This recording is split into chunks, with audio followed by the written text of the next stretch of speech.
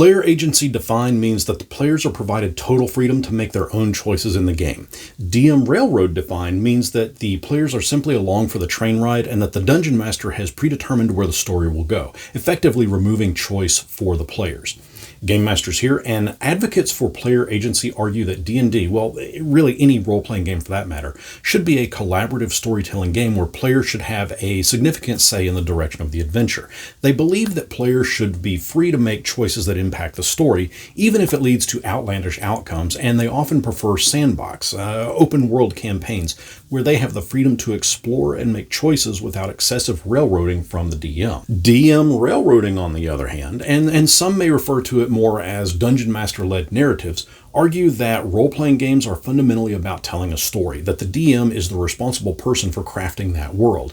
The NPCs, the monsters, the treasure, everything in it. It is argued that too much player agency can lead to a fractured story that the DM came up with, that if the big bad evil guy is residing in a castle to the east, but the players insist on going west, what then? What is that poor DM to do? This debate, player agency versus DM railroading, goes back and forth. It's almost a never-ending argument, and really what needs to happen is for a middle ground to be settled upon that will ultimately satisfy both DM and player. Yes, a DM should be flexible enough and crafty enough to adapt to the player's choices, but so too the players need not to go off the rails, as it were, to completely alter the adventure. True enough, they have no idea of where the adventure is going, but take the adventure The Lost Mine of Phandelver.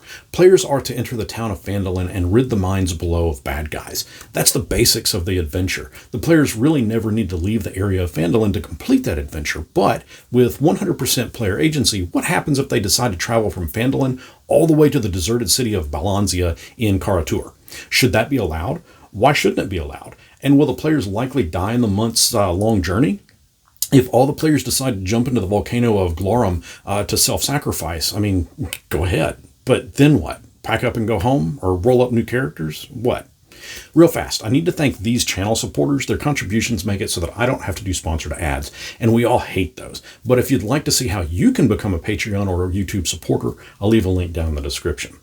I think the topic of player agency and DM railroading almost needs to be a gray area. Both are required for a balanced form of play, and I realize that I'm being a little sensational with the term DM railroading, but if I've put together a campaign in my own homebrew world, I'm totally fine with the players going in any direction they want.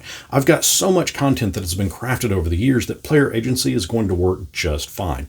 But there are areas, should they go or attempt to go at level 1, they're going to instantly die. And yes, I will, as a DM, encourage them to not go there. I don't see that as railroading. I see that as there are simply some things that are limited.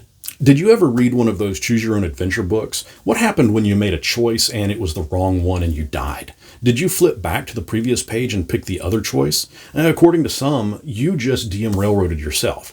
I never read one of those books, and when I just died, set it down and never picked it back up. No, I did flip back and pick a different choice.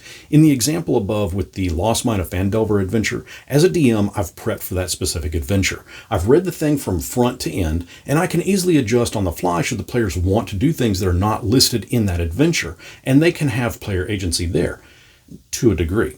Because almost any given adventure, or how's this for a word from the past, almost any given module is linear in design, with a very clear beginning and a very clear ending, with many specific subplots peppered throughout. Should the players have complete agency to sit back in the Sleeping Giant bar in Phandalin and do nothing but drink ale and eat mutton and never once step foot into the mine? If you advocate for 100% player agency, then that should be allowed. At what point do you consider it to be Dungeon Master railroading, though? If the DM has the Red Brand rush in with an army of 19th level warriors and spellcasters to force the players into the mine, is that railroading? Or better yet, if the DM narratively describes the players setting their drinks down, getting up, and walking to the entrance of the mine and stepping in just to get the adventure started, is that railroading? Keep in mind, I'm not condemning nor encouraging either thing. I do, however, advocate for a good balance of both, that this is a place where the topic can be gray.